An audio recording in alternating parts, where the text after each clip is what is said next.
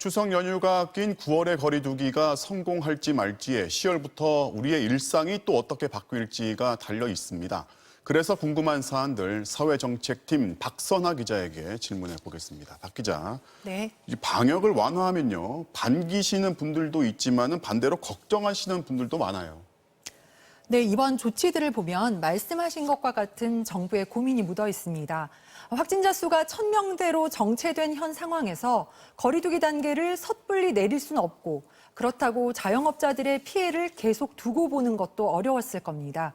그래서 방역을 완화하면서도 제한 장치들을 뒀는데요. 수도권의 경우 접종 완료자를 포함하면 6명까지 모일 수 있지만 식당과 카페에 한해 적용됩니다. 3단계 지역의 경우 사적 모임 허용 인원을 전국적으로 똑같이 최대 8명으로 통일해 일부 지역은 오히려 방역이 강화되는 셈입니다. 추석 연휴 가족 모임도 최대 8명까지 허용했지만 집안에서 모일 수 있을 뿐 외식을 하거나 성묘를 할 수 없게 했습니다. 그래도 우려는 여전한 만큼 추석 연휴 이후 확진자가 늘어나지 않도록 국민들도 방역 수칙을 잘 지켜야겠지만 정부도 미리 대비할 필요는 있어 보입니다. 자, 지금 이제 방역 지침을 서서히 완화하는 걸 두고서 이른바 위드 코로나라고 하잖아요. 코로나와 공존하는 쪽으로 슬슬 이제 시동을 거는 거 아니냐, 이런 분석이 있어요. 네, 맞습니다. 코로나가 장기화될 걸로 예상이 되고 백신 접종으로 치명률이 떨어지면서 코로나와 함께 사는 이른바 위드 코로나로 가야 한다는 지적들이 많았는데요.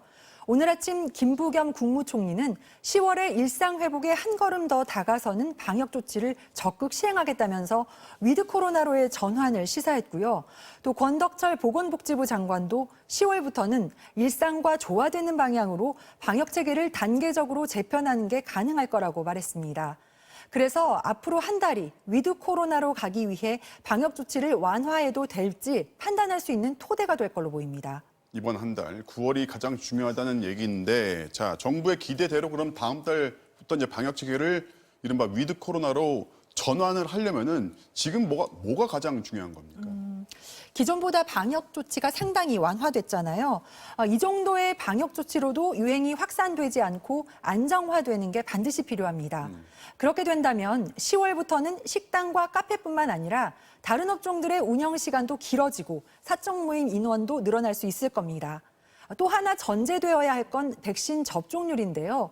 추석까지는 전 국민의 70%가 1차 접종을 받고 이달 말에는 절반 정도가 접종을 완료할 걸로 보이지만 충분한 건 아닙니다.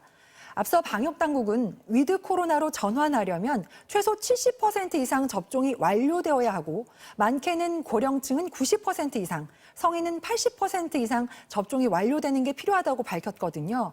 접종률이 더 높아져야 위드 코로나 정책 시행도 빨라질 수 있을 겁니다. 자, 박 기자 잘 들었습니다. 네, 지금까지 사회정책팀 박선아 기자였습니다.